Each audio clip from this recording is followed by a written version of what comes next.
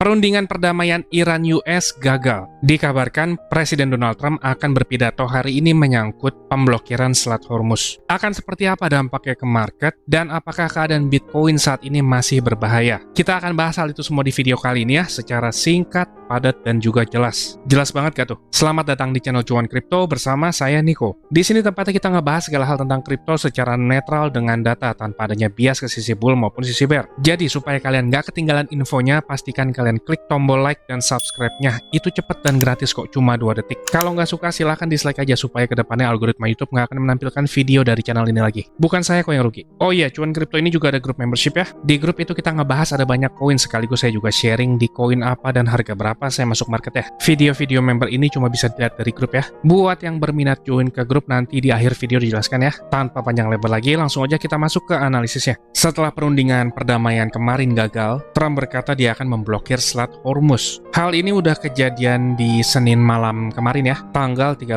April. Komen dari negara China menyebut langkah yang diambil Amerika Serikat itu berbahaya dan tidak bertanggung jawab. Sedangkan Wakil Presiden Amerika mengatakan dua pihak bisa memainkan permainan blokade sambil menuduh Iran melakukan terorisme ekonomi. Wah, ternyata mereka menganggap ini sebuah permainan ya. Padahal dampaknya ke ekonomi dunia. Kalau ini cuma permainan, kasihan tuh ada yang gak diajak main. Lanjut, langkah yang dilakukan AS juga berpotensi memperparah keadaan krisis energi di negaranya. Hari Jumat lalu kita ngelihat inflasi di AS itu melonjak cukup drastis, naik hampir 1% hanya dalam jangka waktu 1 bulan. Kategori yang paling mempengaruhi kenaikan inflasi ini tentu saja karena energi. Minyak termasuk komponen energi ya. Terlepas dari keadaan geopolitik yang memanas, seharusnya kita melihat oil itu naik, tapi justru yang terjadi di sini adalah US oil malah terkoreksi. Lalu stok market naik sampai membuat gap dan Bitcoin juga ikutan naik. Apa yang sebenarnya terjadi di sini? Kok bisa berbanding terbalik sama realita berita? Maka dari itu, saat kalian trading atau investing, ada baiknya kalian melihat dari teknikal juga. Teknikal itu bukan cuma sekedar garis-garis gambar anak TK ya. Price action di teknikal ini menggambarkan perilaku para pelaku pasar dan reaksi ketika berada di suatu level tertentu. Lanjut nih, US oil juga rejection-nya itu masih pas banget di area major supply ya, high supply zone. Area high supply zone ini juga udah dijelasin di update sebelumnya nih, di video yang ini. Kalau kalian mau lihat, langsung aja skip ke kisaran menit 14. Itu udah saya jelasin, waspada seller masuk kembali dari area ini. Dan itu kejadian, ada rejection lagi di sini. Kalau masih denial, teknikal itu nggak berpengaruh, ya sudah kita anggap aja ini sebuah kebetulan. Kebetulan Donald Trump ngomong pihak Iran itu meminta deal lagi. Dan kebetulan AS dan Iran mempertimbangkan pembicaraan baru pada hari Kamis besok. Beritanya baru muncul tapi koreksinya dari minggu lalu nih. Kebetulan ya. Semoga aja nanti saat perundingan pembicaraan damai, kita mendengar output yang baik, yang dampaknya kita bisa rasakan semua. Lanjut nih, kita langsung ngebahas kripto. Sebelum masuk ke teknikal, kita ngeliat dari on-chain dulu ya. Pertama itu dari liquidation heatmap. Dari liquidation heatmap saat ini tuh lebih banyak liquidation itu di area bawah, yaitu di kisaran 70.000 US dollar. Sedikit di atas harga sekarang itu memang ada juga nih di kisaran 75.300-an. Area yang terdapat banyak liquidity ini bisa menjadi area magnet untuk divisit oleh harga. Saat ini sedikit di atas harga sekarang yaitu 75.300, dan yang paling banyak itu di 70.000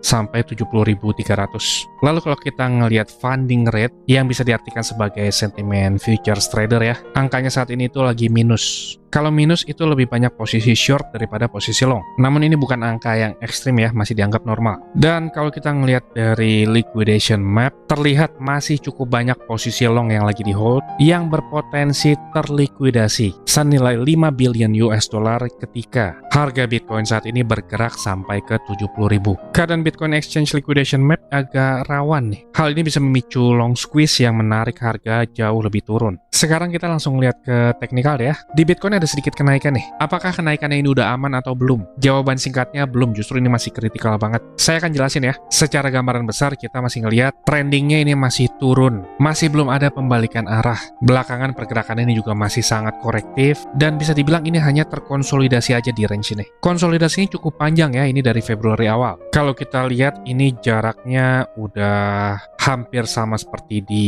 bulan November kemarin ya. Bisa dibilang sekarang itu lagi di momen-momen penentuan sebelum terjadi breakout. Memang kita nggak tahu breakoutnya itu akan ke atas atau ke bawah karena manusia mustahil melihat masa depan. Tetapi berdasarkan jejak historis yang ada, kita bisa sedikit memprediksi berdasarkan technical analysis. Berdasarkan technical analysis, pergerakan yang seperti ini, probability-nya itu masih jauh lebih besar untuk terjadi penurunan lanjutan. Trending garis besar ini masih turun, lalu pergerakan belakangan ini masih sangat korektif, naik turun aja di range ya. Dan untuk terjadi breakout ke atas, itu level resistance yang harus dilewati sangat banyak. Dari weekly time frame, ada resistance yang cukup besar itu di 21 exponential weekly moving average. Itu juga bertepatan dengan struktur market support sebelumnya, yang sekarang ini udah menjadi resistance. Dan kalau kita ngeliat dari daily time frame, 74 sampai 76 ribu ini juga ada level resist di previous high bulan Maret. Kurang lebih dari area sekarang itu udah masuk ke resistance. Dari daily ini udah masuk ke resist, lalu di atasnya sedikit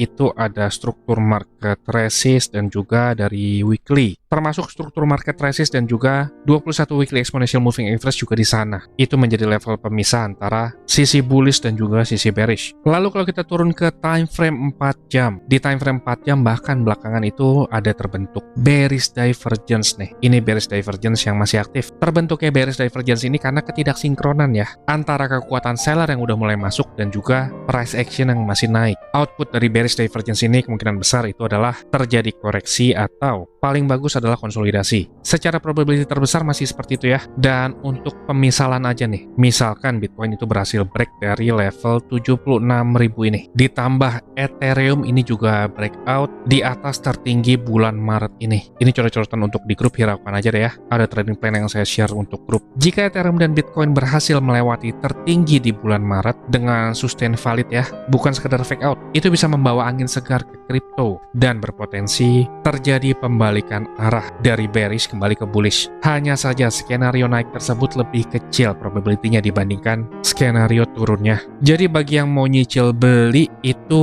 nggak terlalu ideal ya, karena sekarang itu udah mepet banyak resistance dan resikonya itu jauh lebih besar daripada rewardnya. Lain ceritanya kalau sudah terjadi breakout. Jadi buat calon buyer, perhatikan kita itu udah mepet sama resistance yang lumayan tebal ya. Dan bagi para short seller, kelihatannya memang sedikit lebih diuntungkan karena profil resikonya itu terbilang lebih kecil dan potensial rewardnya itu lebih besar. Jadi kira-kira seperti itu ya. Untuk koin lain itu semua tersedia di grup, sekaligus hitungan potensial bottom, harga saya entry, dan koin apa yang saya entry itu juga ada. Kalian mau ngobrol dan tanya jawab kripto sama saya itu juga bisa. Kita nggak bahas lebih detail di grup. Dan bagi yang berminat join ke grup, lanjut tonton klip video berikut ini. Link kontak admin ada di deskripsi ya. Saya tunggu di grup dan sampai ketemu di update selanjutnya. Saya mau kasih tahu juga, Cuan Kripto ini ada grup Telegram dan juga udah cukup banyak juga aktif membernya. Keuntungan yang didapat yaitu teman-teman sekalian waktunya efisien, nggak pusing buat analisa chart, apalagi yang belum ngerti. Yang kedua, update terdepan, karena saya lebih sering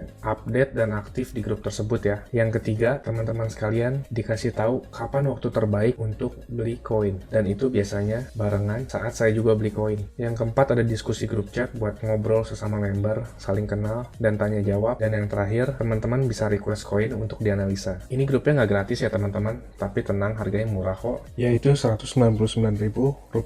Tapi tunggu dulu karena diskon buat teman-teman sekalian, jadi Rp99.000 doang. Atau kalau dihitung, itu sama aja kayak Rp3.300 per hari. Ini biaya per bulan ya teman-teman. Rp3.300 tuh murah banget ya. Harganya sama kayak parkir di pinggir jalan. Tapi kalian bisa dapat manfaat yang cukup banyak dari grup ini. Ini harga promo ya teman-teman, cuma buat 100 pendaftar pertama. So jangan sampai ketinggalan ya, karena tinggal sedikit banget slotnya. Teman-teman bisa ngeliat sendiri ada 92 member aktif, dan saya kebanyakan lebih aktif di grup ini. Dan juga setiap ada peluang, saya selalu kasih tahu ke grup ini kapan untuk entry-nya. Bisa lihat di sini ada 3 video yang di unlisted dari YouTube, karena ini khusus untuk member dari grup tersebut. Kalau kalian berminat, saya akan kasih link Telegram di kolom deskripsi. Kalian tinggal chat, saya berminat gabung. Ditunggu di grup ya. Capek kan beli pas lagi tinggi, jual pas lagi rendah? Ayo, buruan gabung grup ya. Saya pamit dulu, salam. Cuan kripto, cuan terus.